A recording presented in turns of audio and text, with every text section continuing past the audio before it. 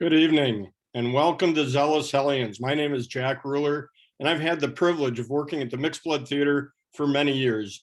Zealous Hellions, now in its fourth year, has been a series of conversations with thought leaders locally and nationally. We've had Ilhan Omar, Joe Haj, Oscar Eustis, Dessa, Andrea Jenkins, actor Ernie Hudson, Keith Ellison, Kenny Leon, and in 2 weeks we have Nerd D on December 14th. But today we're privileged to have Nekima Levy Armstrong, who is a civil rights attorney, activist, national expert on racial justice, law professor, legal scholar, and now the executive director of the Wayfinder Foundation, and also the founder of the Racial Justice Network organization. She is being joined by John Gebretatose, who's a performing artist, a leader of Blackout Improv that performs regularly at Mixed Blood, and director of diversity and inclusion at HUGE Improv Theater. I feel really privileged. Both of these people have been inspirations to me on many fronts for many years. So I welcome John and Nakima. Woo! Yay! Hey, thank you, Jack. Jack, thank you, Jack. That's amazing. No, thank wait, you. Jack, how did we inspire you specifically, Jack? Wait, just 15 seconds or 30? Is there anything? Every month with Blackout, you inspire me. Okay. Every day, Nakima inspires me with activism and wisdom.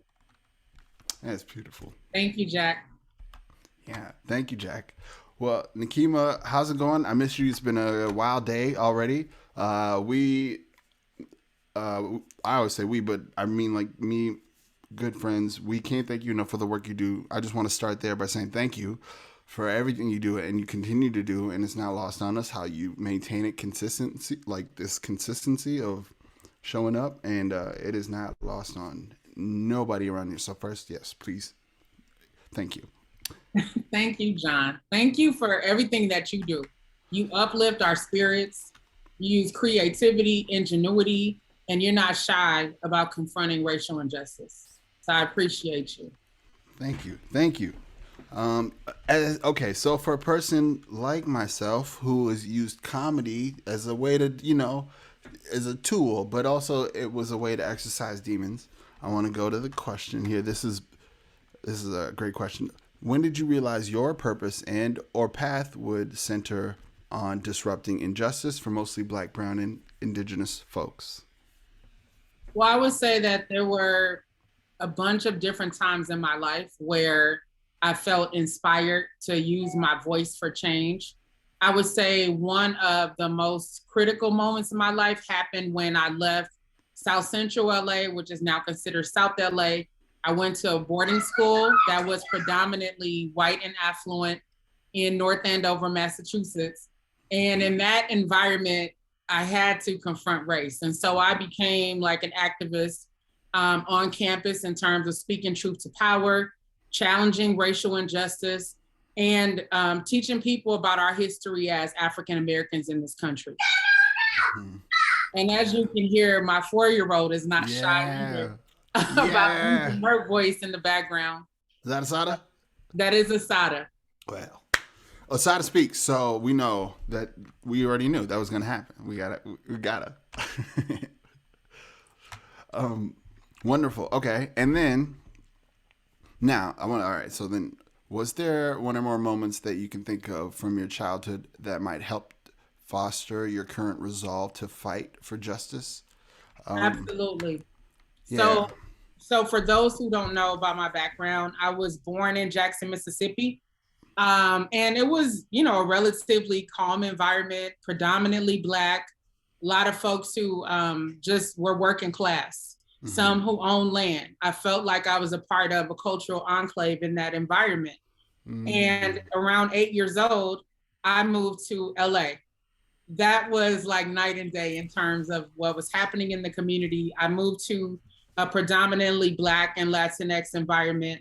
Mm-hmm. Most of the people in my community were poor, we were poor.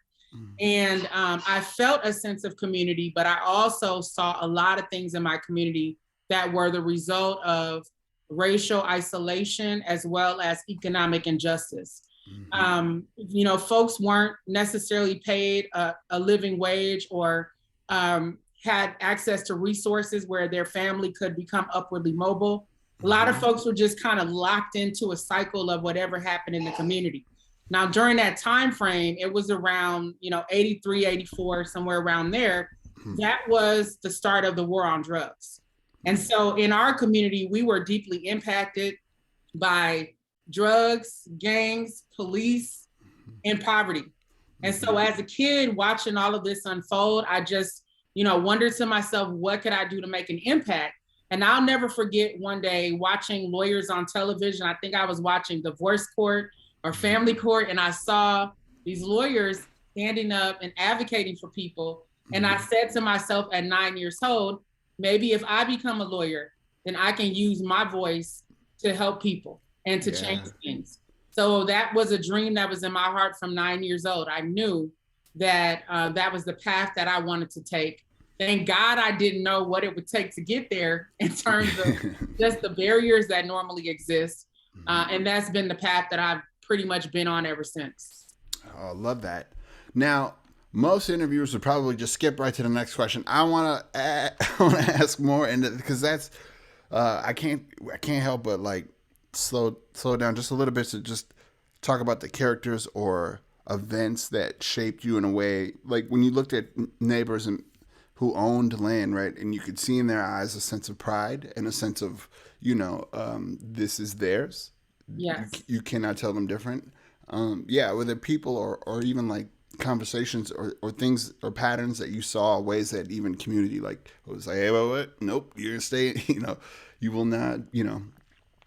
Ways that absolutely kept you in line and uplifted you. Yes. So in my community in Mississippi, let's say as kids we were running around outside. If you got hungry, you could just pull pears off the tree, plums, like whatever you wanted to eat was there. And then my mom, as well as the families that live close to us, grew their own vegetables. So I would go out, on the weekends with my mom, pick the vegetables she grew. We would go to pecan farms and pick pecans off the tree. I mean, we were real country. Yeah. So, and then, our neighbors and our family who lived close by, they had pigs, they had cows, and that's what they cooked. We sat around shucking peas, when it was time to get ready for dinner. So that was a huge part of my upbringing. And I felt very safe in that environment. I felt very protected. And as kids, we didn't really have to watch our backs in that community. It was kind of a closed off community. And I divided my time between rural Mississippi in a place called Terry, Mississippi, and then Jackson, Mississippi, where a lot of people in my family lived. That was more of the city.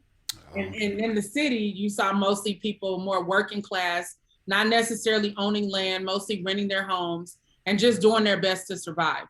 But none of that compared to when I moved to LA and what I witnessed. I mean, I remember we rode in on a Greyhound bus and I remember seeing like graffiti, on the walls of build. I had never seen anything like that before. Yeah. And a lot of the stores in our community were not owned by Black people. And so those dollars were, not circulating throughout the community, nor were we hired in a lot of those stores. And all of that shaped my childhood. But I would say that there's one moment in particular I'll never forget. I mentioned earlier how I went off to a boarding school in Massachusetts. And that was thanks to my Black teachers who recommended me for a program called A Better Chance. Through their advocacy for me taking a test and interviewing, I got a full 4-year scholarship to go to an elite prep school. Well, while I was there during my freshman year, I got a call from my mom. And my mom, this was in March of 1991. And my mom told me that one of my classmates had been killed. So there was a young woman who I had gone to junior high school with by the name of Latasha Harlins. So if anybody is listening to Tupac, you've heard him mention Latasha Harlins' name. Latasha was a 15-year-old Black girl who walked into a corner store not far from where my family lived. And she went in, she grabbed a bottle of orange juice so she could buy it, put the orange juice in her backpack, pulled out her money, and she walked to the counter to pay for it.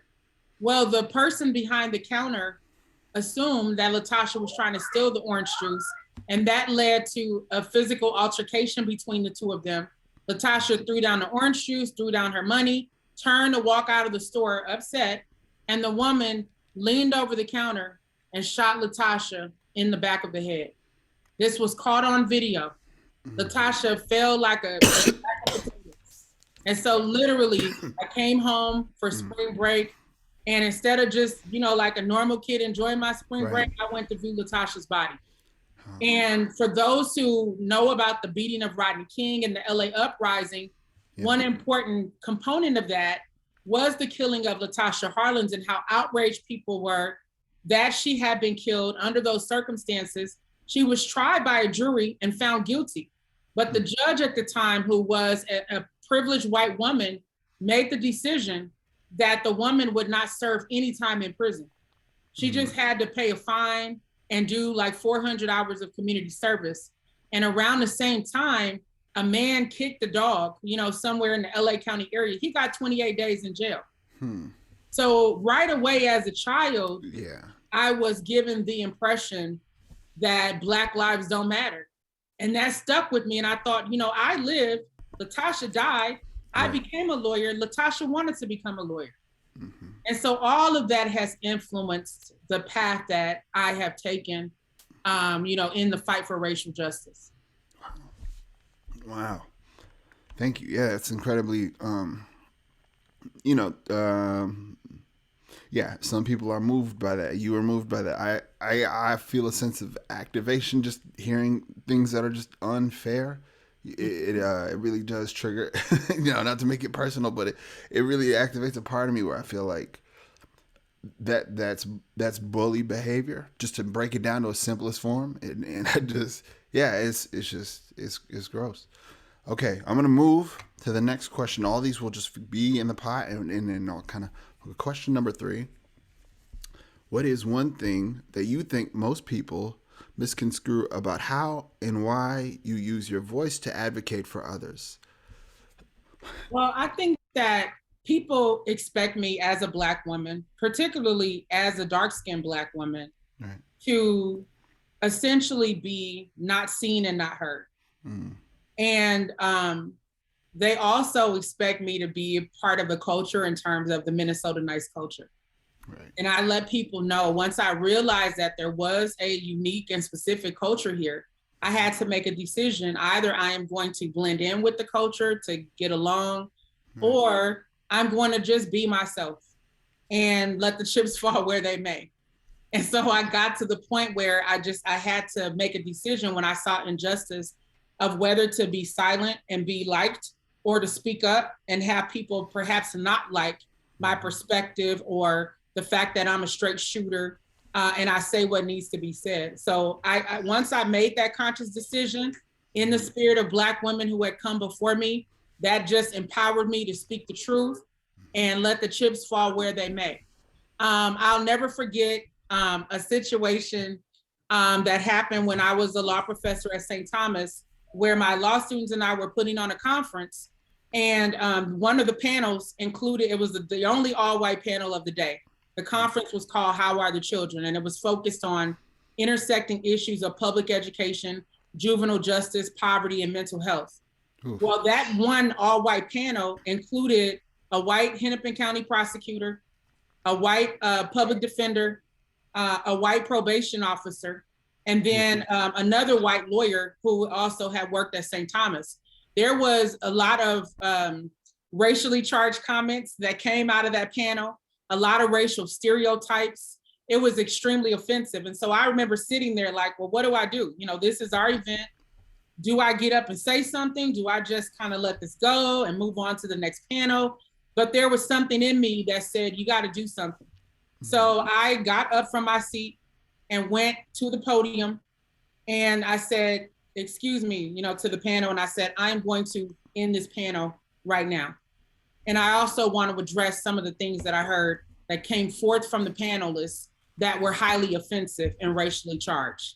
And then I said, I'm from the hood, and I talked about my background and, the fact that we're stereotyping people because of where they live, because of the color of their skin, and because they have lower incomes.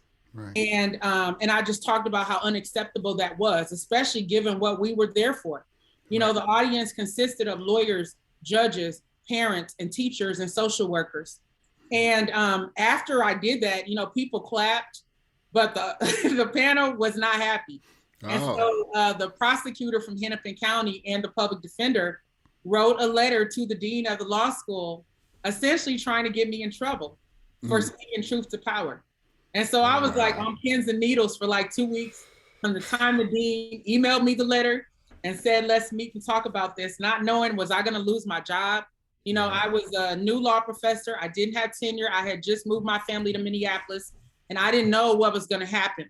But I just said I did what I needed to do, let the chips fall where they may, and then I prayed, Lord, please, you know, help me out. So when it was all said and done, the dean essentially had my back. And he said, you know, with people being jaded like this, should they be in these kinds of positions? And that was something that impacted me greatly, because it let me know when you speak up, sometimes there might be consequences. Sometimes people might retaliate against you.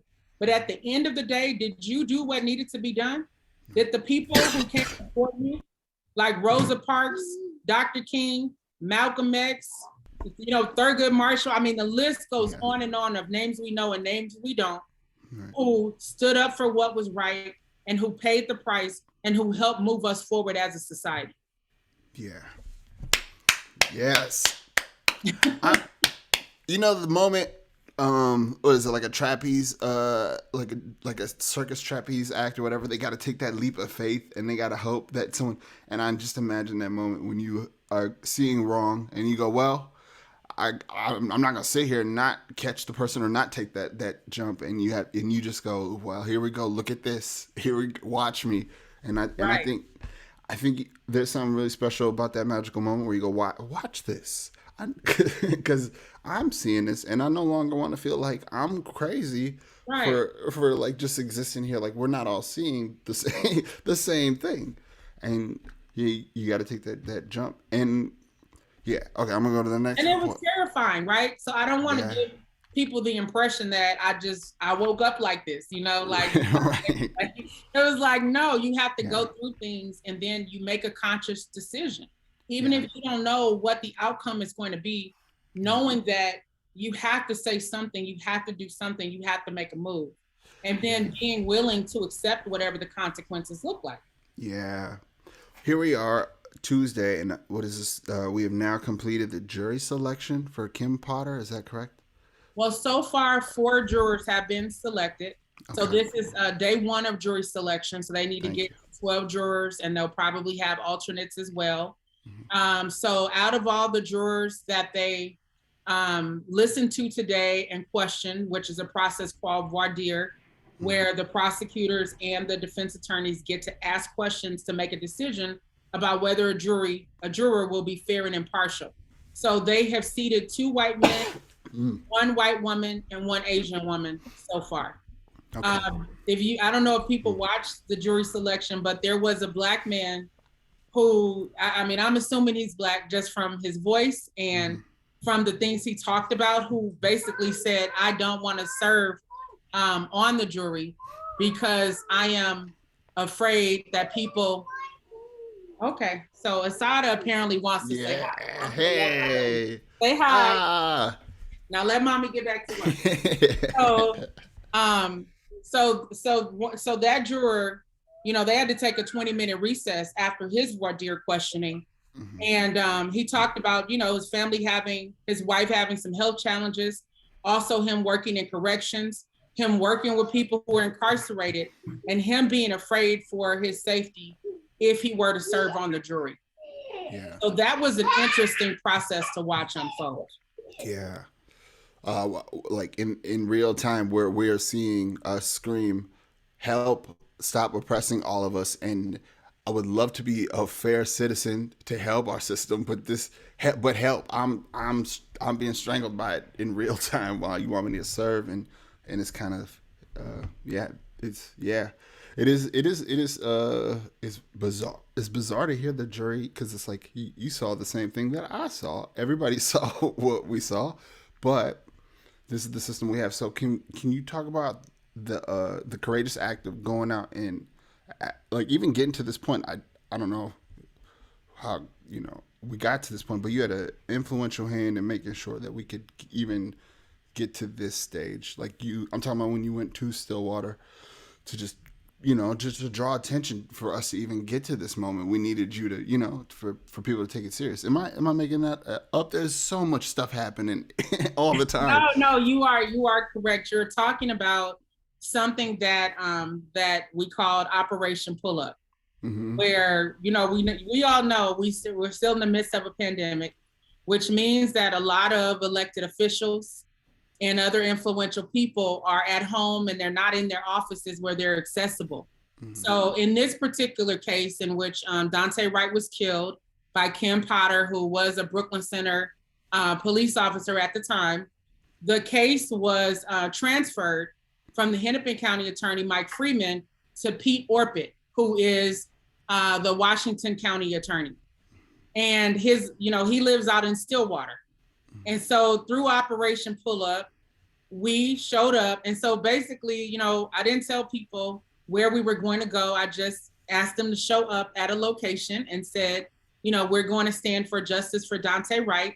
And so people showed up and we drove from the Twin Cities to Stillwater. And this is, predominantly white community. Yeah. And we held demonstrations outside of Pete Orpit's home. And we basically demanded that, he increase the charges for Kim Potter. We wanted murder charges, not just third-degree manslaughter charges. And we also said that we didn't feel that Pete Orpit was even equipped to take on this case because he has a history of not holding killer cops accountable. And so we urged the governor to put the case in the hands of the Attorney General.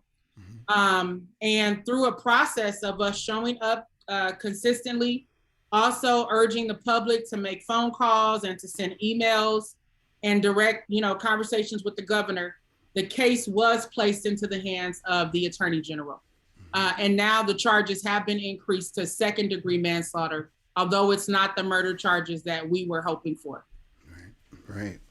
And it take us to that moment when you were out there, and this is I think where people they might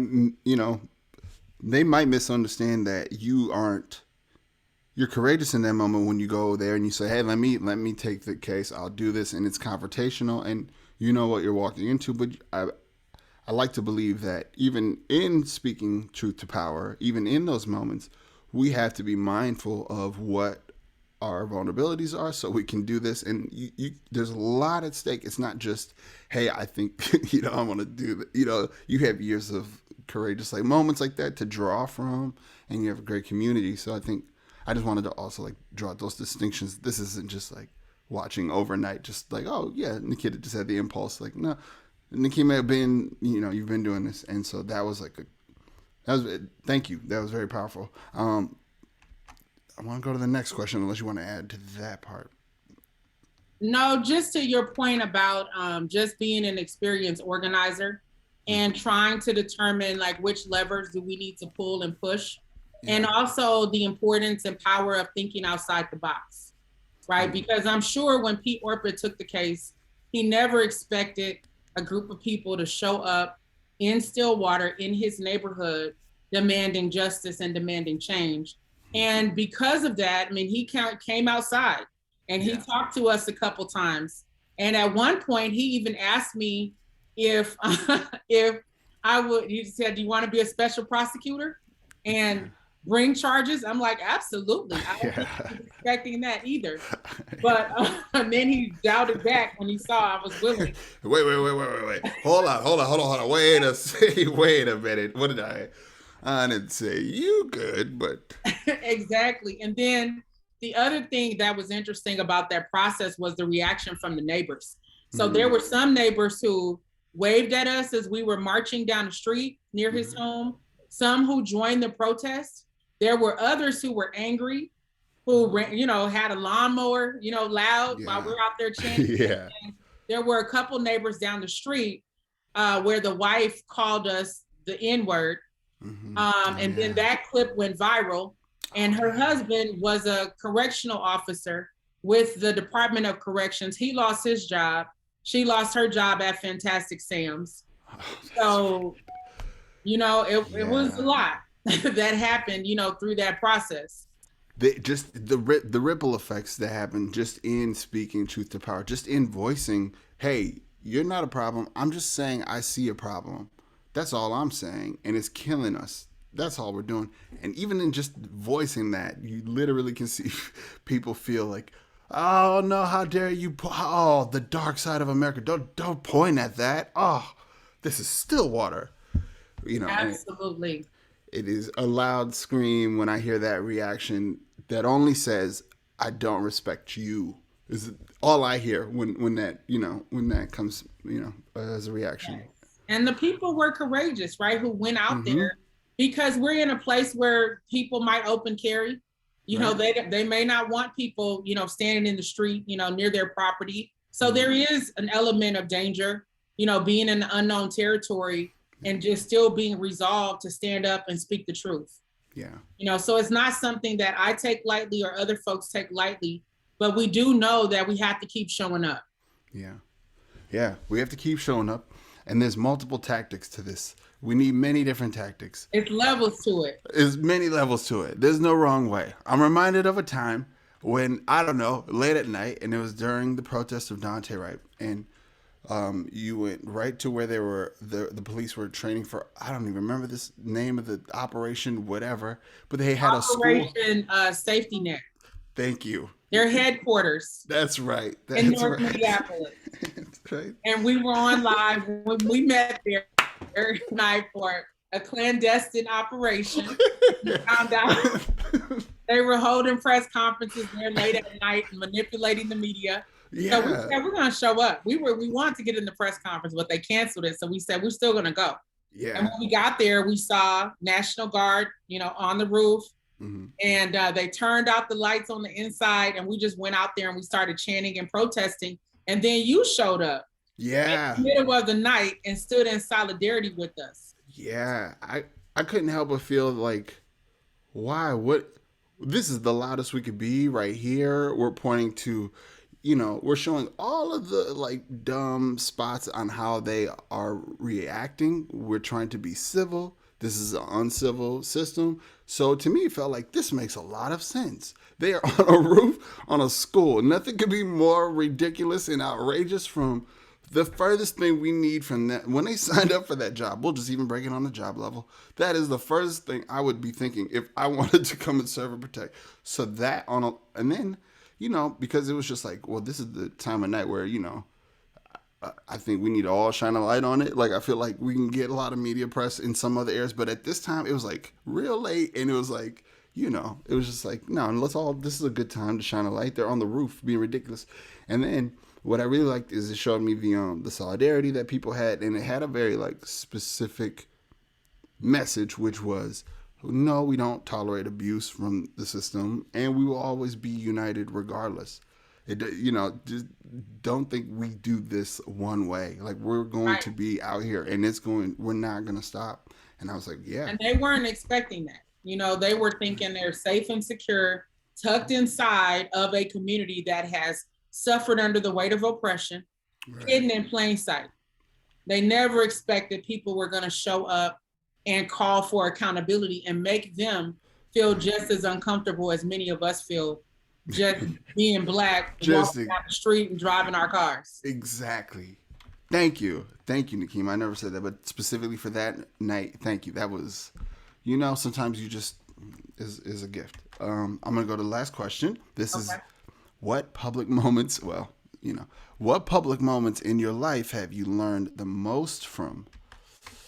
Ooh. I would say one of the times where I learned the most really was when I ran for mayor of Minneapolis. I ran in 2017 on a police accountability platform. And although, you know, when it was all said and done, I got a decent amount of support. I think I had like the fourth highest vote totals, you know, over 40,000 people who voted for me first, second, or third. which I thought was powerful, given I'm not a politician. You know, it was my first time, you know, even, you know, thinking about something like that. But what really surprised me was some of the behavior of so-called white progressives. Yeah. Right. I had a lot of support from some white progressives, but I saw the kind of campaigns that they were running that were kind of hidden beneath the surface, like a lot of whisper campaigns, and then acting as if a progressive agenda is synonymous with the racial justice agenda and a racial equity agenda. Right. That was when I saw loud and clear that it wasn't. Right. And that a lot of them were not comfortable supporting an outspoken Black woman who put Black people's issues on the table. Yeah. Although they were claiming they wanted to reform the police or address equity, they had the opportunity to support a Black woman with a track record, with the credentials, who have been out in the streets, and they still chose the status quo in the name of being progressive. So that was really disappointing to me, to kind of realize the climate that we're in on a deeper level, but it also explained why we have some of the worst racial disparities in the country across every key indicator of quality of life, whether it's education, income, home ownership rates, the wealth gap. We are at the bottom when it comes to Black people and Black children and how we fare in the system. And we're in an oasis of liberalism and progressivism. So how can that be? Yeah. That'll you can't unsee that, because you got to see firsthand from white people, like the relationships, and you see them say one thing, but their actions would be some completely else. And that's consistent, and it's always in the way. And guess what? They have the plausible deniability to just go, what? I don't know what you mean. I don't understand. Racism? What? I don't know. I didn't see, not me. I don't drink. Okay. And they always have that option. So I'm always like weary of how I engage with that, because, you know, will it be a fruitful debate, or will it be a gaslighting opportunity? And we're always having to evaluate where and when will, you know. And then I remember when you were running, and then they had you at a debate, and you were the only Black person in the debate, but every question fielded to you had nothing to do with what your message was. And this was in a theater in North Minneapolis, and I was gonna, you know, they had an improv team there to do it. It was a whole weird I remember that. Yeah. And I just was like, I was hot. I was mad, because I was like, we've been here how long, and how long have them white men been jaw jacking, just talking about everything but what's happening right outside the doors of the theater, like literally. I was like, well, what is the conversation centered around? And then I saw, like, oh, if I can ask Nekima a question that's very direct. I basically just wanted to say, prove to me why, you know, Black people should really vote for you, implying like you do know that you have nothing to stand on. You really don't. But knowing that, can you please get out of the way? I want to just hear Nekima. Like, that's what I just wanted the whole time. And I feel like the progressives, your fight, and then all the white and the progressives, it's really mucking it up, y'all. It's really... Yeah, it's a weird dynamic, isn't it? Because these are the same individuals that will swear up and down it's only the Republicans, it's only the conservatives, and who assume because they consider themselves to be progressives or DFL or liberal, that they don't have to do a critical interrogation of their own ideals around race and racial stereotypes and biases that they hold and how they're practiced in their sacred spaces on a regular basis. And I'm saying you're the very people who need to do a critical examination of these issues, and starting with yourself. And Dr. King talked about this in his 1963 letter from a Birmingham jail. He talked about the role of white moderates in impeding progress for Black folks, saying, just hold on, wait, we're your brothers, we're your sisters, but you're moving too fast. It's gonna take a while. You know, slow down. You don't need to boycott. You don't need to do all these things. So Dr. King was like, oh, no, I see you. So just like he saw them, I see them, and I have to call it out and challenge the BS. Yeah, thank you. That's and let's go to the questions because that's a special place that I feel like we've given so much of our energy to. Like I wanna let's see what we got for questions and then we can kind of go from here. Okay, we'll just look from the top. We got 718. Okay, here we go. This is from Gail Harless. Looking at the Q&A. Just an hour or so ago, you were in downtown Minneapolis at a protest. How do you manage to move so seamlessly from one event to another? This is a serious question. Well, I think just part of it is time management and doing some organizing work behind the scenes before I show up somewhere. And then just knowing, okay, I'm prioritizing this, I'm going to focus on that, and then I just do it. And then as I'm doing it, you guys see my 4-year-old's like, look, you're still my mom. I still want your attention. If you don't give it to me, I'm gonna come get it. So yeah, yes, and I can like tell my baby, like, go have a seat, which I do, but then I can also laugh and, just be like, she's being a child. She wants to be involved. So it's just having balance in that and being okay, with what happens. But the other component to Gail's question is understanding I can't be everywhere. So I have to pick and choose where I can be so that I don't burn out. So that also means being intentional about self-care. Yeah. I take trips, I meditate, I listen to subliminals, I take walks, I do whatever I need to do to remain centered and balanced so that I am not reactionary. So even if you guys see me, let's say on the news or out somewhere and I'm like popping off, it's intentional. It's not like my emotions are I'm just out of control. Like, no, I'm going to take this approach because this situation calls for a stronger response. And other times I'm professorial or lawyerly, depending on the situation and what we are trying to accomplish at the end of the day. So different tools for different moments and being cognizant of that. For the people like myself who can I say it a certain way, and then would you let me know if you would agree that what I'm saying? So I know for me, when I understood whatever theater is, then I understood, oh, I see how it could be applied to something practical. Like I think a lot of times we might see you, you know what I mean, in rage, and it is, we have to accept like that is for a reason and the purpose and how it's executed. It can't be soft, it can't be laid back, and it can't be this idea of, oh, they're going to expect, you have to take charge of how you are viewed and you have to own the way that your message is heard as much as you can. So, and that's what you're displaying. You're showing, look, this is my message and this is all of it. And if they get anything outside of this area misunderstood, let it be misunderstood. But this part, they will hear, this will be very clear. We are ready to protect ourselves. Do not be afraid. Absolutely. These things need to be heard so that, they know like where you're coming from. And you're essentially, what I'm hearing is that you are looking at, I have a mom, she has schizophrenia, and it's always hard with our vulnerable community because they need the most help, and this is really hard. And so when I'm seeing you doing these things, I'm seeing you are thinking, well, how do we get the folks that can't protect themselves to even feel a little bit of safety? Right. So it's not founded in like just emotions that are just like these reactions to immediate Kim Potter. There's always going to be things, but it's like I'm hearing the bigger picture. Is that correct?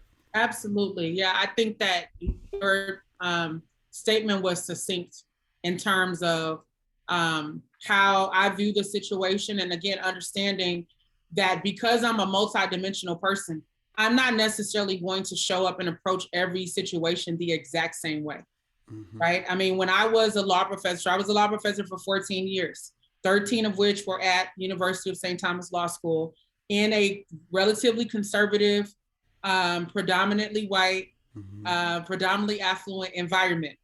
And so as a law professor, I'm going to show up a certain way. And then I realized, okay, how much of my true self is being stifled because of how people perceive who a professor is. And then I looked at my colleagues, I'm like, my colleagues are great, but most of them have never stepped foot in the hood, never lived in the hood. They don't have those experiences. Many of them are not Black, so they don't have a target on their back just walking down the street. And ultimately, they don't have to answer to a community. They're not accountable to anyone but themselves or maybe their families. So that meant I had to just get in touch with, okay, I'm in this environment, but who am I at the end of the day? And what does that mean about how I move and what I do and what I say? And so while being a law professor in that environment is when I took to the streets, you know, like initially when Trayvon Martin was killed. And then we had our own demonstrations around ending the school to prison pipeline, where we had young Black folks in the community demonstrating on the corners with us in St. Paul. And then I went to Ferguson as well and was a legal observer for about a week. And then came back, and then we, you know, started the movement here and, you know, being consistent about that. And so I just learned, like, I'm a multifaceted person. I don't want to be boxed in. I need to be who I am and make sure others know that you can be who you are. Right. Yes. Okay. All right. Let's see here. We got, what actions can the average person take to help end systemic racism? This is from Kamara, I believe. So it just depends on how much skin you want to put in the game, right? For someone, that might mean I just want a BLM sign in my yard, and I'm going to potentially draw the ire of my neighbors, or I'm going to be the popular kid on the block. Right. But I'm going to put this sign out there, right? For some people, that might be the extent of it. Others might answer calls to action, you know, to call or email an elected official. Others might show up somewhere. Others might speak somewhere. I always encourage people to think about, within your individual capacity, what do you have the power to do? And of course, not everybody's going to be out there shutting down a freeway or disrupting, you know, something happening at City Hall if they're not listening to our voices. But it might mean in your workplace, you're sitting on a hiring committee and you realize everybody's lily white, and you have the power to ask some critical questions about why. Yeah. Why is there no racial and ethnic diversity, you know, at my workplace? And how do I live my values in an environment where nobody is looking over my shoulder or even challenging what is going on in that environment? Am I engaging in aggression, right? So what some might call microaggressions, now I'm beyond calling them microaggressions, because an aggression is an aggression. That's it. No matter how small the slight is, it can have what you called earlier a ripple effect upon the individual, the workplace, and the environment. And so am I checking my privilege? You know, am I doing some soul searching to figure out what are my values when it comes to race? What have I been taught? And what am I willing to do to change that ideology if it is harming, if it's harming people, or if that's not how I want to live my life? So I think that, you know, for each person, it's going to be different. Some people drop off supplies, you know, before a demonstration. They might bring supplies, you know, to my house or to the home of another organizer, and, you know, contribute to make sure we have everything that we need out on the front lines. Others might know the governor or another elected official, and they might decide, you know what, instead of me just writing them a check, I'm going to ask them some questions on where they stand about these sets of issues. And I'm going to call their office and I'm going to hold them accountable. So there isn't a shortage of ways to get involved. I'm hearing we need to rethink the way that we're framing, and you've done this with me beautifully in the moments where I think so much of the individuality or whatever individual subscribes to, is it, you know what I mean? What you know, camp are they? That idea, that sort of thinking has been pushed out, and I think, like, thank you for being the one to be like, no, John, you don't got to worry about nothing except for what is true. You are a Black man and you would love some justice, right? Yeah, I go, yeah, that is pretty much it. Why did I? Oh, right, because we can get lost in a lot of distractions that really have nothing to do with what's a lot of times what's needed. So I thank you for that, because it grounds you and it makes it immediate. I also think actions that we can do that are within our capacity. So if I can give somebody a sandwich, that is direct, and I can do that, I will do that. And I think there's just a beauty in knowing, like, you are an advocate for, like, whatever your superpowers are, there is definitely a place for that. And it calls upon us to dream, like to really like to, you know, we can't just sit back and wait for instructions on how to get this. We have to really be involved and invested creatively. Absolutely. I mean, I think the world would be a better place if more people felt responsible for doing their part, right? And it does take that soul searching and continuing. I do soul searching on a regular basis. That's why I meditate.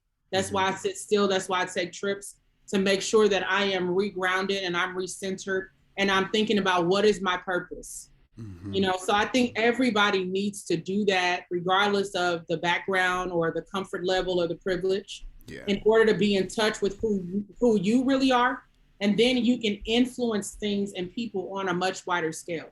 And now you have solidarity. When you're standing on what you know to be true, what you want to fight for, I believe then it's easy to work with groups or what, you know, if because your things will line up, and it's not even a question. It's as simple as, like, you know, the table's got to get set. Who wants to set the table? Right. You know? Absolutely. And if the table gets set by a Black woman or a Black man, a Black child, someone who identifies as they, who is a Black person, then trust their leadership, right? Support them. Don't run from the table if you're not the one setting it, because you're used to all white tables. You know, that's part of the problem.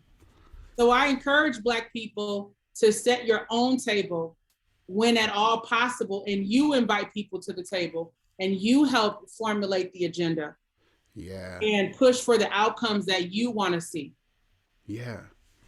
And it's okay to be in a place we can expect pushback, but they can expect pushback to that pushback then. 100%, at that point they should, you know, and realize I'm setting this table. I'm going to treat everybody with respect, but sometimes we're going to agree to disagree. And sometimes you're going to be uncomfortable and push outside of what you think are your limitations when it comes to addressing racial justice issues. Absolutely. I am trying to multitask. A lot happening. Cute kid, questions coming in, real talk. It's just this is great. This is wonderful. All right, I saw you when you were doing a debate at Sabathani Community Center, and one of your opponents was asked a question, and he said, "Let Nekima answer it. I'll answer another one." And also during the debates, I heard the current mayor take your answers and make them his own. How did that make you feel? It made me feel like I was a law professor running for mayor. You know, so, you know, when you are a natural teacher and then also just being a professional teacher, I'm no longer miffed, you know, to hear people kind of taking ideas, regurgitating them. What I do want them to do is to give credit where credit is due. You know, so there was one debate that we had, I think it was at MCTC, where one of my white male opponents, not the current mayor, but this person essentially took every word I had said in an earlier meeting with the Star Tribune and articulated it as part of their answer. And at that point, I had to say, hold on. Right. You know, after they were done speaking, I had to call that out and let people know what happened, and saying that I'm not going to tolerate that, because these were ideas from a Black woman that you just heard earlier today, and now you're regurgitating them as your own, which I thought was unacceptable. So I don't mind, you know, people listening and utilizing what is beneficial and what they think is going to work, but I do think that they need to give credit where credit is due. And of course, not just me, but any Black person that they hear, you know, speaking the truth, making sure that they are acknowledging that person and not just taking their intellectual property. You know, and there's a lot of white folks who have written books, especially there's a small group though that have bestsellers when it comes to racial justice. They're white, they've never experienced a day in the life of a Black person, but somehow, you know, white people flock to them. And many of these individuals, probably all of them, are regurgitating ideas that they gain from sitting at the feet of Black people. And they're making millions of dollars, you know, off of Black people's ideas and our pain. And white people are eating it up, Yeah. like it was this morning's cereal. So Yeah. I have a problem when I see that happening. That's right. It ain't just, oh, somebody took somebody's punchline or somebody took somebody's like little design or like a color palette. It's bigger. It ain't just like taken from black people to use for something. It's to your point. These things have been educated before already. Like ancestors have said these same things already, and now to see those same lessons packaged in a book by a first time author, white, from the middle of who knows where, and all of a sudden they have the workshops, they've got the tea, they've got the truth on how to, really be equitable, and it Help does. you be woke and help Yeah, you be anti-racist, yeah, and they haven't necessarily dealt with their own inner racism and white supremacy. So we yeah, have to call that out when we see that and hold them accountable. And I'll say on a practical level, so I'm a huge fan of hot wings, right? yes. I just cannot get enough of hot wings. And I just read the other day that a Black man actually invented the first buffalo hot wings recipe. Of But there course. was a restaurant owned by an Italian family around the corner, and they claimed that they are the originators of hot wings. And that man died never having gotten credit for an invention that we all can enjoy for those who eat meat, right? Yeah. And so think about how many other examples that exist throughout history where Black people have been the inventors and the innovators and never got credit, and white people have been able to profit off of that. So for the person who asked that question, you saw a small glimpse of that, during election season. Right. But think about all the people who will hear a white man saying what I was saying years ago, or just said on the campaign trail, and will vote for that white man because they think that white is right, or that a Black woman couldn't possibly know how to run this city and Right. set things in order. Yeah. That's the problem. And again, a lot of these folks consider themselves to be liberal and progressive, and that needs to change. Yeah. I'm looking at the time. We have 2 minutes here. We can do. I want to ask you. I'm gonna just ask you a question. Let's end with this. I want to know. Here we are. What is it? November 30th, Tuesday. You've got baby Asada here. The future in your hands right now, and this is, it's a, as we know, it's not lost on us. We're thankful to be alive in these tumultuous times, but it's always been tumultuous. So, what do you tell the person who is on their journey, but they have lost their hope? And we've all been broken, because it can happen, and it happens. How? Not what advice would you give them, but what is the path you take, or what's giving you that bridge to hope, or to feel that hope, or where are you drawing, your desire to want to take place in the fight, and where are you getting this, like, you're calm in a way that's accepting, like, if we get this work done in one lifetime or 100 lifetimes from now, you're not concerned with that number. How do you Right. get? Yeah, I realize that it's a marathon and not a sprint. I also realized that there were who knows how many people who walked the earth before we did, who've been through all types of things, and who faced what I would call even more oppressive circumstances than we are dealing with right now in the 21st century. And somehow they found the resolve to fight. So I look at, women like Harriet Tubman, born into slavery, not formally educated, a dark-skinned Black woman who was physically abused by the slave owner, and who woke up from a coma after being physically abused and made the decision that I am going to escape from this hell on earth. And not only am I going to escape, but I'm gonna go back however many times I can, even with the slave patrols and hounds after me. Right. And I am going to help free as many other people as I can. She didn't have the internet. Right. She didn't have TikTok. Right. She didn't have a car. Right. She didn't even have rights or any of the luxuries that we have. And yet she made the decision that she could do something based on her resolve for change. So I look at people like her and like, who am I to give up? If they had not fought and had given up, we might not even be free to have this conversation, John. Hey, amen. Thank you.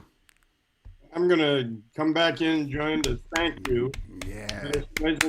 So Nakima, I want to tell you how this evening was destiny that Mixed Blood's first performance was June 27th of 1976. Oh my, are you serious? Seriously. That's my birthday. Yeah. Wow. That is so incredible. We were meant to be.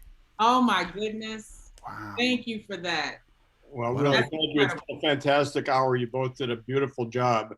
And What about December 4th, 1982? Anything special happened at the theater on December 4th, you know, 1982? we opened the best show we've ever done on December 4th, 1982. Unbelievable. Yes. And a star was born. John Gebretatose. Thank you. You know, thank you. And I'm going to take a note from Masada. It's nap time, friends. It's nap time. Yeah, thank you very much. You make Zealous Hellions the program that it is. We're so appreciative to both of you and to Mixed Blood staff, Tabitha and Jay and Patricia behind the scenes. Thank you, and thank you all who joined us. December 14th, 7 o'clock, Nerdy. Ooh, nerdy. Yes. Thank you so much. This was wonderful.